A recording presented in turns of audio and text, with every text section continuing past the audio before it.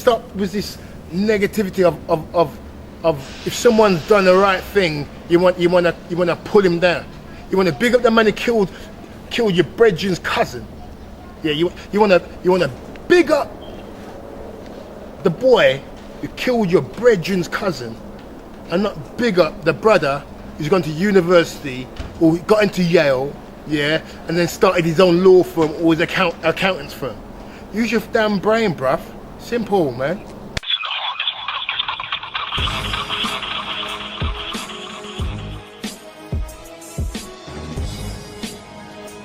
The ROADZ TV out here in association with Block 5 Entertainment, and we're with 4 local lads.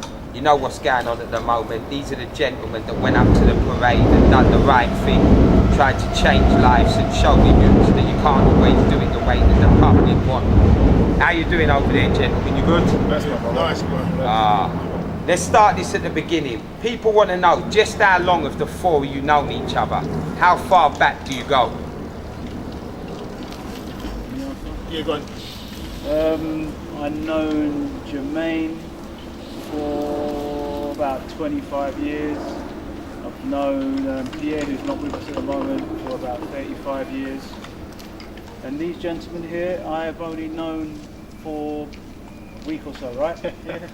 I've known Lee for over 10 years. Yeah, about 10 years, yeah. My brother, he knows my people, I know his people, but I met him when he decided to pick up the mantle and come with us.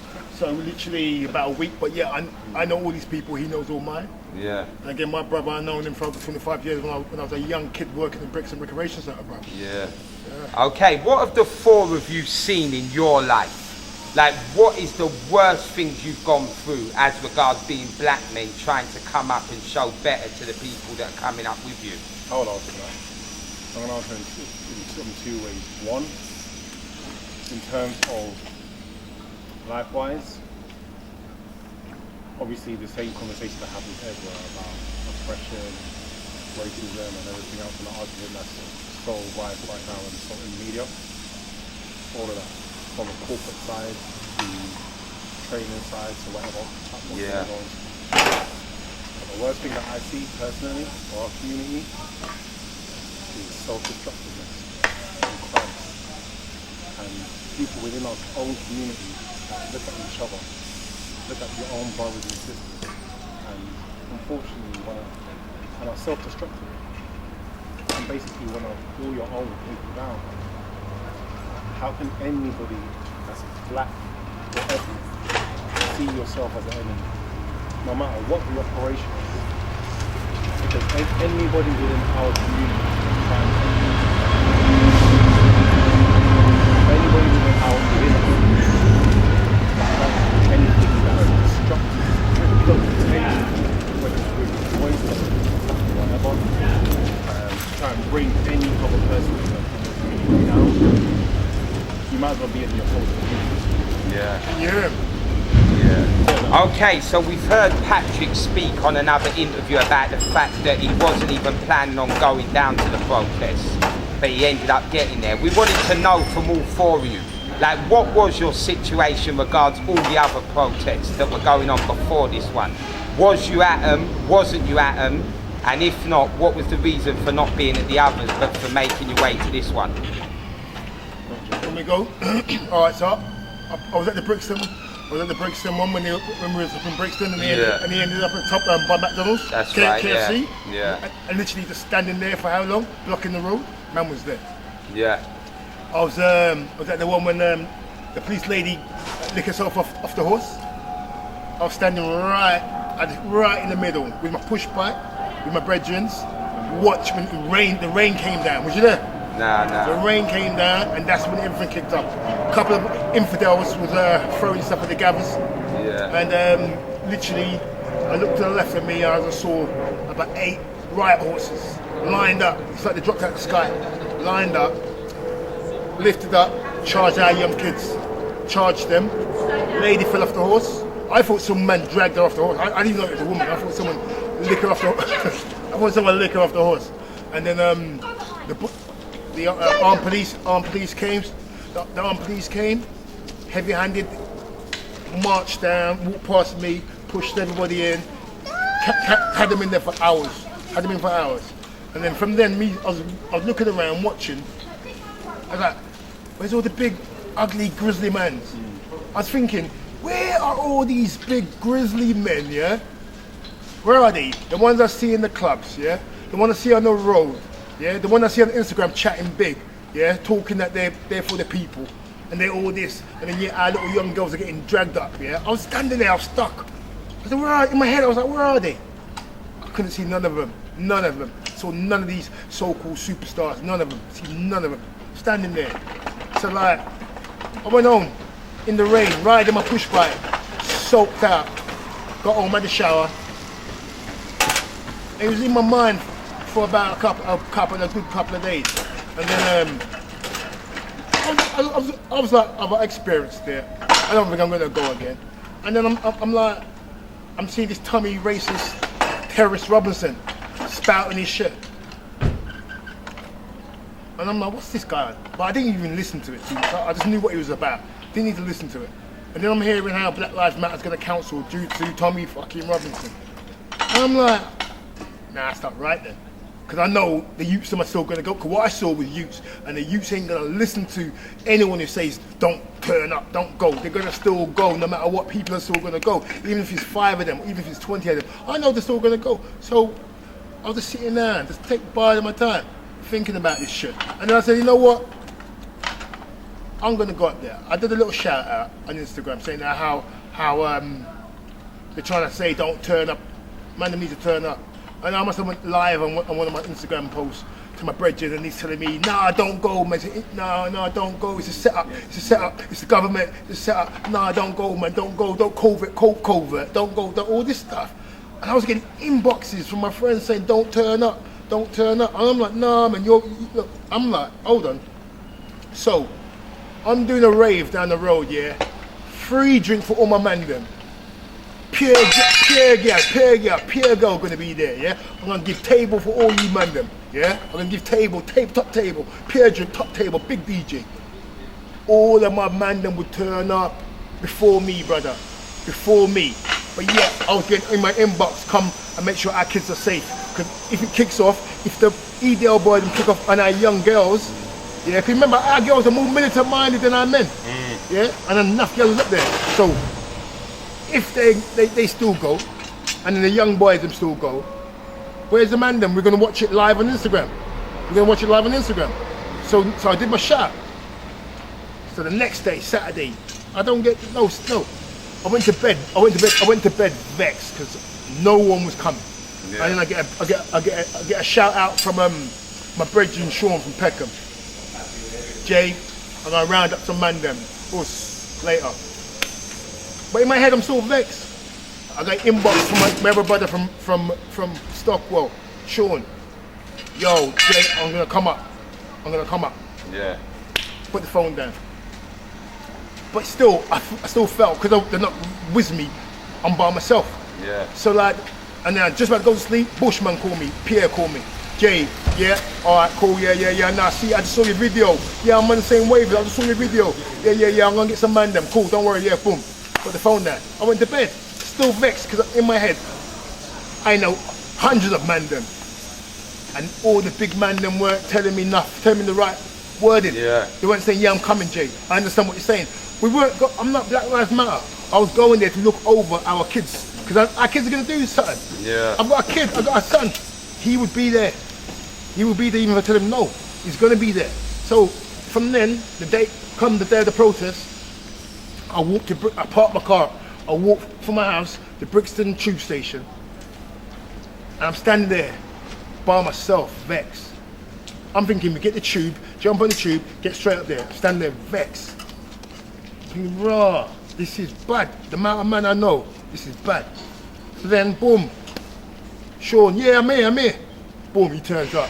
Bushman, yeah. I'm Brixton Hill, he's always late. I'm Brixton Hill. He said, Bush is with my man. Yeah, I'm here. I'm with Patrick. Boom. So there's 4 of us. So I'm like, okay. You know what? I feel a little bit better now. So we end up driving to Vauxhall, park up our cars, and we buck up these brothers. yeah, come late, but he's here on his bike, yeah?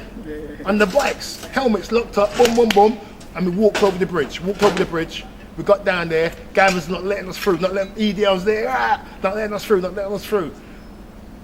We end up like walking clean back to Vauxhall train station, jump on the train, fly out to Piccadilly Circus, and get into the square. Yeah. Going to the square, I'm seeing a man them from Peckham, a man them from East London, North London. I'm seeing heads, I'm feeling better. But in my head, I was still on the mission of oversee our youth then. Yeah. Let them do no stupidness. If we go for war, we go for war. If we have to fight, we have to fight. But man, I'm not gonna get, man's not juking up each other for no stupid reason when we're all on the same mission. That's what I was thinking. And if the EDL boys are there, then if we have to fight, we have to fight. But no one's licking down no good. Because they don't care who they lick down. They're gonna lick down somebody. So that's all it was.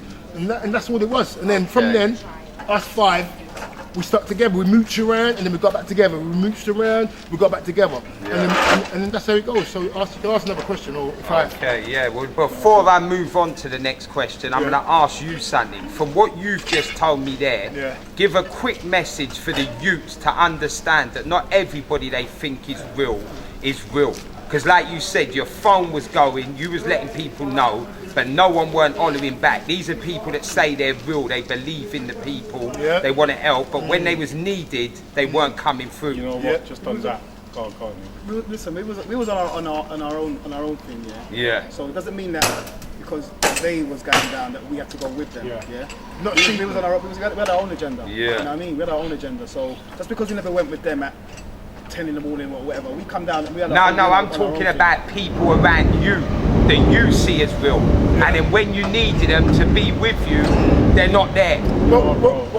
Just one thing that you need to understand in the art of war, not everybody's a samurai. Yeah. Not everybody's a general. Not everybody's infantry. You do need some people pushing the buttons. Yeah. You need to have an understanding and a respect that us guys, we're trained martial artists. We compete. Yeah. Us guys, we train. We have discipline, the man. guys that I'm standing next to. Us guys from competition, from MMA, jiu-jitsu, to Muay Thai, K1, like everyone, all of us guys are used to face-to-face combat. Yeah. And it's not as a joke, this is for leisure.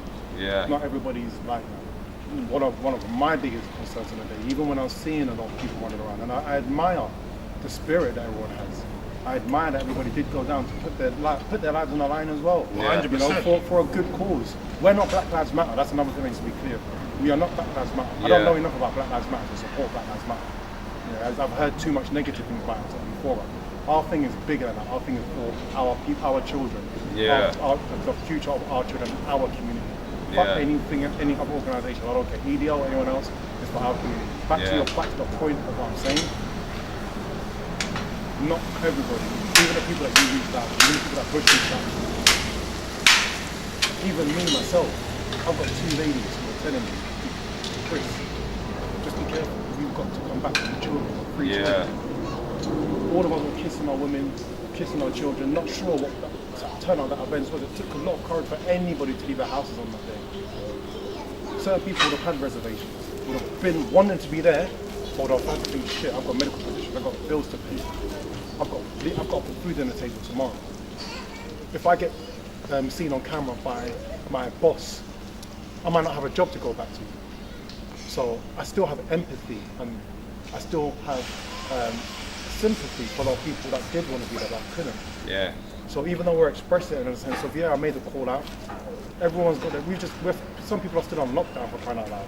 Yeah. Some people haven't been out of their houses for months. But show us the other side of that. What about the people that do have you yourselves? You've all got family. You've all got bills to pay. Bro. You might have bosses, but you still found a way above all that to go and do something right. Everyone's different, and everyone has their own time to come out of there. Whether it's a show, or everyone has their own time to actually find themselves. No one operates in the same wavelength at the same time. Yeah. You peaked in doing what you. How many people do you know want to do reporting or be a cameraman or to be a journalist or do what you're doing that are still talking to you today? Think, oh, boy, you could have gone behind it, you know. or people talking to Done it. what's it called? How many people do you privilege? How many people do you know? Yeah, that say to you on a daily basis, "Oh, bro, I'd love to do that." Yeah, next time I'm going to do this. And each time you say that, it gets boring. Yeah. How many people do you know that actually Yeah. sees what they want to do and do it straight away? Yeah. But at the same time, you don't shit on people not for being ready to do it. Everybody has their own point in their journey, in their Yeah. evolution, where they Well, come to doing it. We just found that on that Saturday. Something on that top for me personally, something in me just said I needed to go regardless. It came to a point where my lady was saying, one of my ladies was saying it to me so much, that I stopped talking to her about it. She's like, "Are you still going?" I wasn't even answering her, and she'll tell you, she's gonna watch this. I even stopped saying it to the point where I was like, boom, Lee, you're okay, Lee's away. We all had the same energy. We Bro, all had we the all had same the same energy. energy. We all wanted to go I literally regardless. just had Telling her not to go and to go. we walk into the punches. That's the way I operate. Even when I compete, anybody that knows me for competing, or anybody that's rode with me, or sparred with me, or got in a ring or a cage or anything with me, I walk into punches. Yeah. That's how I train. Yeah. Yam power. That's what they call me. Yam power when I train, when I roll.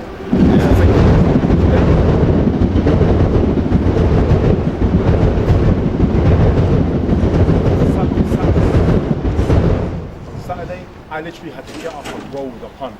Yeah. Not everybody's ready to roll with a punch at the same time. That's it. Not everybody's ready to get in a ring, or get in a ring, or get in a cage, or go and start buying up that equipment. Yeah. $4 million for an outfit, what the equipment that's going to help you to elevate your life. Not everybody's ready to understand that at that time.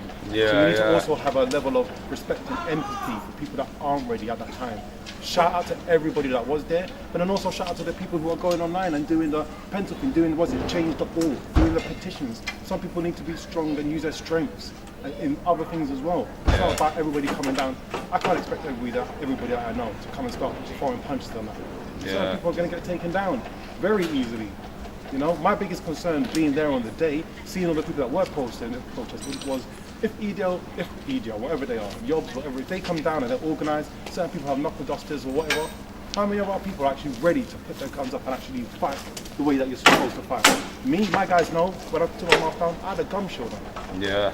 How many people went there thinking, I was ready to once again walk into the punch, to take blows. How many other people were thinking that, oh shoot, I might actually get a knock from this. Yeah. I might actually have to learn how to duck, whatever it is, you know? You need to really go into this kind of operation with a level head and Yeah. with a plan and with a team that you can rely on. But- I'm only going to walk up there with a team that I know. But you say that, but we didn't have a plan. Yeah. We didn't have a plan. The plan literally was just oversee our kids and making sure, Yeah, that's true. just make sure that none of the EDL boys trap any of our kids and brack them up. None of the Yeah. girls get hurt. And if we have a scrap, we have a scrap. You know what I'm saying? But that's not that was not our agenda. Our agenda to make the numbers up and be there. We don't have to stand with the loudest mouth, the guy with the bullhorn. I don't need to be with you. You do your thing. Yeah. Yeah. I lead myself. So you do your thing. You get your followers, and then you be happy. I live my life different. I live my Yeah. life different. I'm a big ass 43-year-old man. No little youth can tell me how to run and how to roll on the street. You know what I'm saying?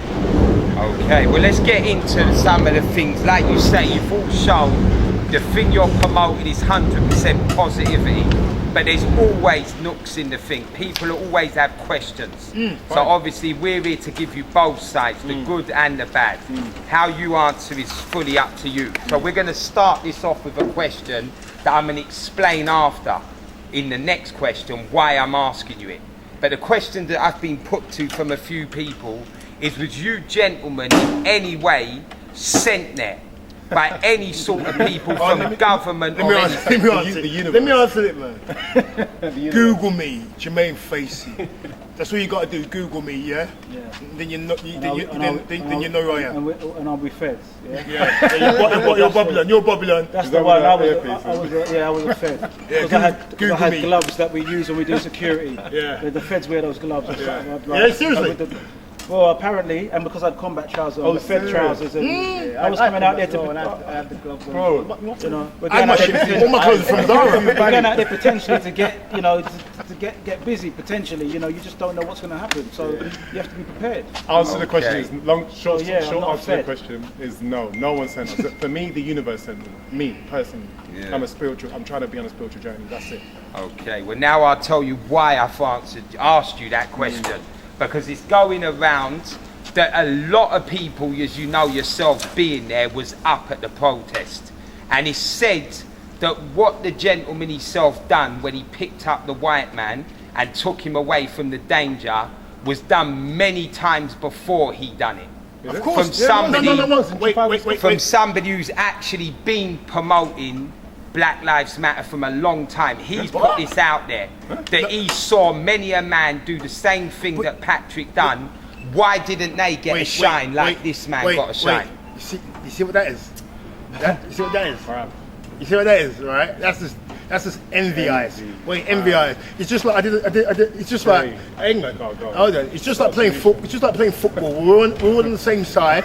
We're all on the same side. He scores a goal. He scores a goal. He scores a goal. But I scored a fucking winning goal that made us go through. You know what, right? So I'm Gerard right now. None of us can answer that question. Go on. Let the press, the media, let them answer it. No. I've got an answer. It wasn't our decision, right, to put me in the limelight for doing it. No, I've got a solution. There's a solution for it. So your guy, what's his name? Your friend, your BLM friend. Almost. No, but on a real, I've got a solution. Patrick was blessed enough now, because of the platform that's given, and the team, to have been the one that was caught, the picture was taken as he picked up the guy. None of us knew that camera guy. Yeah. If your friends upset that the picture wasn't taken of them picking up, maybe that's why they were there, for the likes and everything. I'm not saying it For was, the likes. but if that's the case, get a camera guy. Yeah, exactly. Hire a camera guy. I know a lot. Reach out to me. I've connected to quite a few people. Get a camera guy and get them to follow all the good deeds that you do. You want to go and give change to somebody and get a camera guy doing it. Hold on, let me just cut that. Let me just cut that. So, the good deeds that you're doing is for publicity. Is only for the likes, bruv. Only for the That's what I'm saying. So you're not doing it. You're not doing it through this. You're only doing it because you want an Instagram like. You want a blue tick. That's what it was. Yeah. That's how weak our mindset is. That's how weak our mindset is. It's for the wrong reason. And then hate on the brother that gets a bit of attention because he did the right thing, and might end up getting a blue tick. You want to hate on that and be jealous and envy, which is the thing that drags us down every time. You know, which we're trying to squash and eradicate, you know, and try and get to that next level so that we can fix this thing for us, you know. But to clean that up all once and for all, so people that are outside and wasn't there can know, did you four gentlemen yourself see other black men picking up white guys and taking them out of the danger? Did you see that with your eyes? Yes. I personally didn't. No. When we was in the mix, when Patrick pulled the guy out, it weren't just Patrick pulling the guy out. There were other people there. The Rasta man, the guy with the goggles. So everyone was doing their bit. You know what? Everyone was doing their bit. Let me just say, there was this Rasta man, a middle-aged Rasta man. I mean, I thought I was old being up there at 50. But this guy, this Rasta man, I'm sure he was older than me. He was on the stairs, right? When everybody was trying to get this guy, the Rasta man was shielding. He was shielding. The Rasta man was shielding. And without that Rasta man, if he hadn't been there to shield the guy for at least a minute or two, it would have been over. No one would be able to save him. But Pat, remember, Darren, remember you said you watched some of the interviews that we've had. Yeah. In enough of the interviews, obviously different radio stations and different reporters, they put the story to how they want it. But this has been said. We've said it in all of that. Jay's called it out in social media. People choose what they want to see. Yeah. People have been caught. Each of us have said it. There's been people out there, unsung heroes, that have done the work. Unsung heroes that weren't there on the day, that have been doing this thing for years. We've been singing that song. But people have selective hearing. I said on my Instagram, I want to thank all the kings and queens who was there. Who was there. Who was there doing the right thing, holding up the fort. We just had black timing. I've already said that. That guy, the topless guy, the guy that was topless with the helmet, the helmet and goggles. Yeah, him listen, as well. he was there. He was right there protecting the guy. If you see some of the clips, he was protecting the guy's head and everything. And then I remember, and I just picked him up, and then he was still round me, like he's in the camera. You can see him on all the photos. You know, we've said to anybody who is there that feels that they want to reach out. We've said reach out. Nobody said we're taking glory. We're not glory hunters. From what we've said in the past half an hour, we need to go. Okay. Yeah, so Jermaine made a good point. this whole thing, if it's your heart, you're doing it with your heart. Yeah. It's not about getting a like, a 100%. following, a blue tick.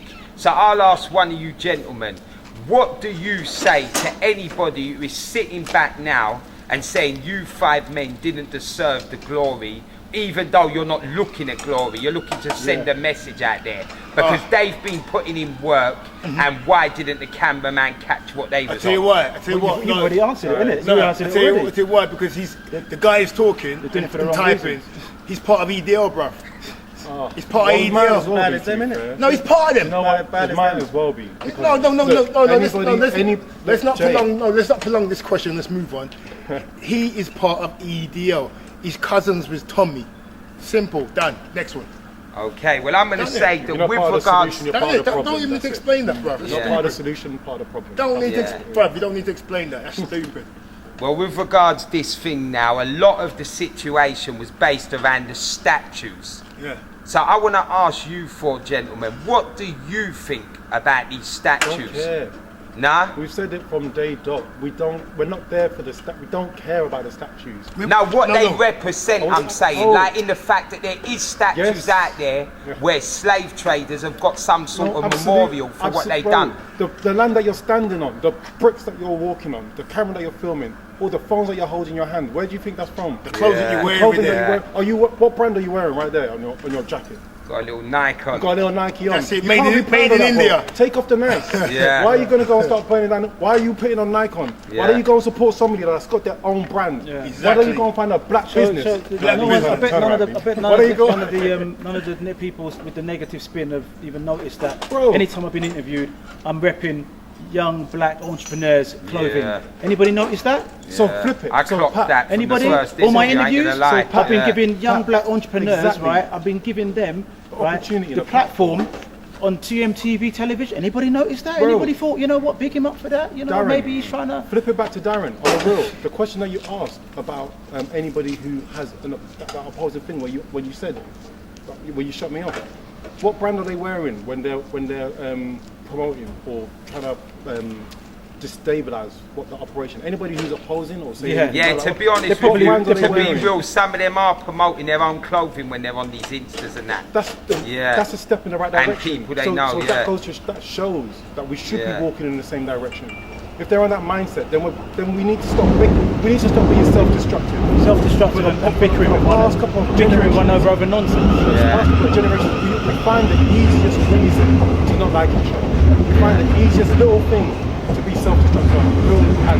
And we've got enough enemies as it is outside of our community. 100%. Why do we need to look for a reason to not? Why do we need to come on here and explain to anybody, oh, this is what I was doing, this is the reason, and I had tea, and ginger beer, and my Irish moss at this time of the day, so to make sure that I'm qualified or certified. Oh, I've done prison time or whatever it is for long enough to know that, oh, I know X, Y, and Z. Bro, why do we keep on having to certify ourselves, to embrace ourselves? Look within and find out who you are, identify who you are. Go on that journey of self-discovery. You can't love anybody else until you love yourself. Anybody right now who doesn't understand what our emotion is needs to maybe start meditating. Start meditation. Start doing something that can help you align yourself. Yeah. Because we've done that. We're doing that journey from the martial arts to the training and everything else. It helps and gives balance. Right now, our community needs to come together. We need to. We're battling with bloody TV channels, big stations that we're trying to get on that are trying to twist our stories. You know, I've got to come down and explain ourselves to our community as well. Our community should be behind us. But how many people are clapping for you on a daily basis? Oh yeah, thank you, you're giving us a platform and you're saying what it needs to be said. Yeah. You know? So let me ask you, all four of you, you've been there, you've seen what was going on, you've put your lives at risk. We want to know, how do you feel in the fact that the people that can really make change are never at these protests? They're never feeling the pain. But as soon as you do something, they want to grab you and do an interview and talk about it. How do you feel about they're not there with you through it all? Personally, I don't think they need to be there. Nah? But all I want to know is that, you know, when we come calling, they listen to what we've got to say, and they use the powers that they have, right, to make it better for all our youngsters and the things that we're calling for. There's a lot going on behind the scenes. We're calling for a lot of change. We want a lot of help. We want a lot of grassroots stuff sorted out. we want an even playing field for all of our children. You know, not for just now, for years to come. years you know, to I come, keep it's saying for on our TV, children's I want my children. children and my grandchildren, You know? to have a better chance than I did. You know? This is and bigger it's than our not gonna, egos. and it's not just going to be about grassroots. It's got to be at the top too. You know, all these institutions, they need to have black faces in them Exactly. as Yeah. well. From Otherwise, the courtrooms, the parliaments. yeah. Otherwise, the system will be forever rigged and forever institutionally racist. Exactly. Building our own systems. And by having that same ghetto dumb mindset, well, I didn't get that. Why did you get that? Yeah, we're never gonna fix it. How are you gonna represent and communicate about your own community if you can't even big up your own community when you reach Parliament, when you're in the courts, when you're in the CEO's office? Yeah, to let them know that no, give Mikey that chance. Yeah. Mikey can do that job. But you can't represent and you can't understand. There's a bigger picture than your Instagram page and your Facebook Live or your Instagram Live. There's a bigger picture than that. Yeah. You understand? Okay, Lee, you seem to be real quiet over there, so this one comes to you. What I'm trying to explain with that question is, can anyone really feel what you've been through by just watching it? Can they not feel it by being there and seeing what you've had to go through? Then they've got a better aspect on the outcome of things. Not just coming up to you when it's all said and done and trying to get an opinion on what went down. You see what I'm saying? Like, unless you're in these protests, unless you're in the hoods, unless you're in the blocks, unless you see what the young kids are doing daily to get by, how can you really say that you feel it and you know what's going down? But they don't have to feel it though, do they? They don't have to feel it. They just need to Understand. help us fix the issues that we have. Yeah. You know, they don't have to feel it. I don't need Boris or anybody to feel my plight. He's a white man. He's not going to. You know, there's only so much, you know, that he's going to understand. But what he can do is give us money and make changes that are going to, you know, have a long-lasting impact for our community. And when he says give us money, he means when I say give us money, it means the community that they've took out already. yes. How old are you, brother? Well, I'm getting old now. Yeah. So when you was younger, there was playgrounds for you. Yeah. Yeah, definitely. Youth, after school clubs. Yeah, no more youth None of them clubs. there. Yeah? It's mad you've just mentioned that, because that comes on to my next question. I've heard all of you speaking on interviews and you've talked about the fact that communities need youth clubs, that the kids need stuff to go to keep them occupied. 100%. But what I was thinking about that is no one seems to get to the fact of the images that the youths are seeing on telly, Whoa, the things please. that are being put in their heads. Give me that. That's the Give me reason that. why things are Give me like that. they are. Give me that. Because youths want Give me things. that. There's always a new PlayStation, there's always a new Xbox, there's a new trainers. Your mum's living in a block, your dad might not be there because he's had to go out. You ain't got no money. They keep putting the youths into these things where they want stuff. Yeah. They want to have a Moschino tracksuit, you get me? They want to live large. Yeah. So they need to I'd be do like him when things I to grow get up. by. What about that? What about them images that the youths are seeing? How are they going to help them with that? And that's mad because that it's our own. It's our own music that is promoting that stuff. Yeah. It doesn't have to. Yeah. No, Not all of it. No, come on. There's people out there that are Hold doing it. on. Sorry, and I hold you right. Hold on. The kids are listening to music and watching TV. That's the most things they're doing when they're growing up. Listening to music. They're not on the street. They are, but in front of a TV. They're listening to music or on the TV. So when you got these groups, these new groups or whatever, singing about money and snatching and slapping and peppering man, see, I can't even talk like them groups no more because I'm old. Yeah. But when they're talking about money, greed, and not even about like economics, building with your brother, economics. Yeah. Let's put this money over here and grow it. Yeah, it's all like snatching. Yeah. It's all about I want it now. Yeah, it's like the youth of today, the community who's talking big, who's talking that. What about him? Their mindset is like when they're cooking food, they will pull a lid and pour hot water, and that's dinner. Instead of seasoning the chicken, washing it, seasoning it, marinating it, slow cook. Yeah, they want everything quick and they want it now. They don't want to work for it. They forget about education. They forget about, all right, I went to school, I finished school. Because I was ramping about and I'm with certain people and I thought school was all about fun. I haven't got no GCSEs. You know what? Let me go sit down and do that at the age of 21. Just too scared to do that. So then doing some dead ass job in flipping Sainsbury's, and then when they leave Sainsbury's, they're on Instagram doing their thing there because they got their own money from selling some weed or whatever. You understand? You have to think about the long haul and build that community. Yeah. And don't be scared to be smart. Don't be scared to educate. Don't be scared to be good. There's nothing wrong. What is so bad with you being a good you? So the best thing in the whole wide world is to be a bad man and go to jail. Glamorize, isn't it? Yeah, be a bad man, go to jail. So you rather go to jail, sit down amongst man for 3-4 years instead of your brethren going to Napa, yeah, flying out to Australia, going over to India, yeah, seeing the world, flying out, meeting people, educating their mind. So which life do you want to promote?